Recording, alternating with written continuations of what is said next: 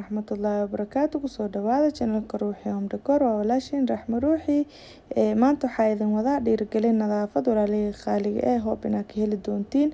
Fadlan haddaa channelkayga ku cusub tahay subscribe isaar, haddaa hore ila joogtay comment iyo share iyo like insha Allah.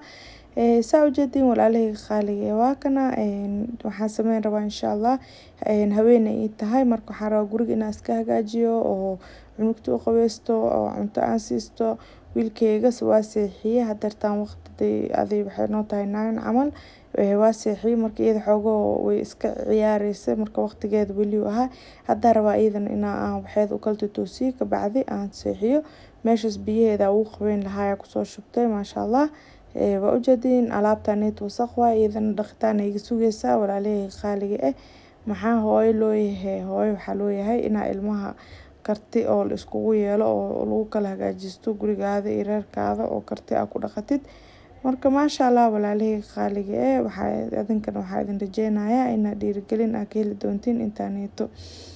saa ujeedin waa kana dharkeeda u soo baxsaday qolka galay dharkeeda u soo baxsaday kan gudaha uu gelinaa midka lagu dheerkana kor uu gelinaa insha Allah maadaama qabow uu noo jiro Nairobi hadda xilli qabow waa lagu jiraa dadka jooga kasaayaan.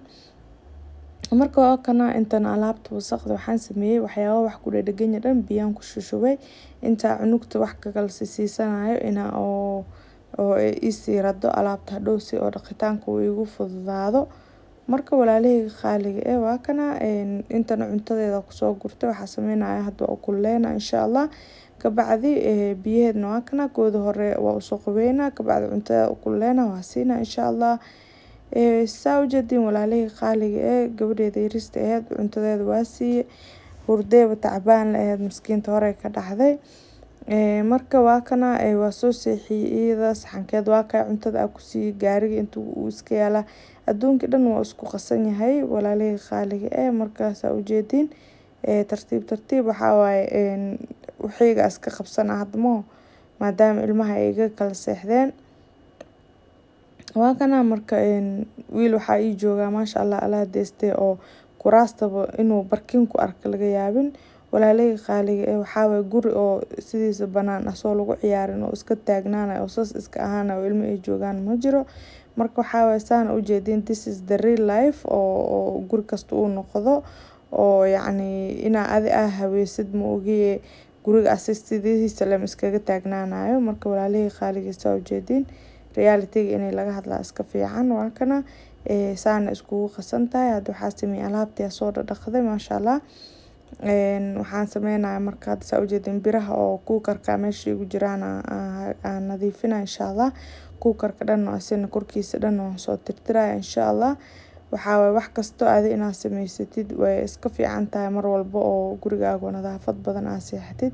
saa ujeedin qolkeyga subaxdii markaa soo kacsaa soo goglado waaye oo soo hagaajistay sidiis wali u taagan yahay. marka hadda xilliga jiifka la jooga ciyaalka qolkooda ku jiraan marka adoo waxa way asoosaan igu taagan la tartiibka barkimaha iska khadqaad gal sariirta hor ka seexalay waa maasha Allah.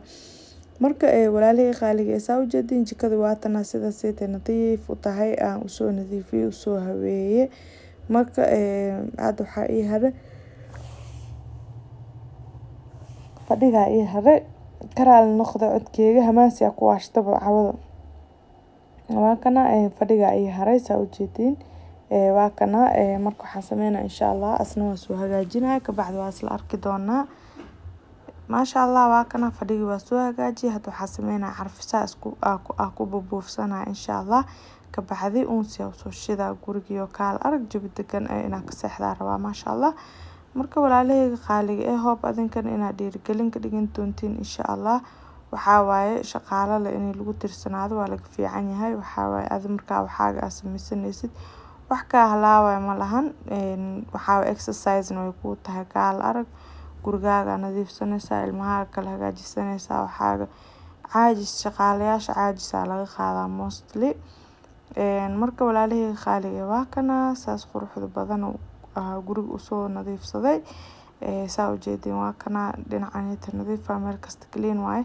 marka ani waxaan sameeyaa hoosh waxaan u fududeystaa qaar waxaan qabtaa habeenkii qaarna waxaa qabtaa subaxdii. Marka subaxdii markaa soo kaco waxaa waaye dhinaca banaanka nadiif uu yahay, dhinaca oo aan seexanay aan hagaajiyaa.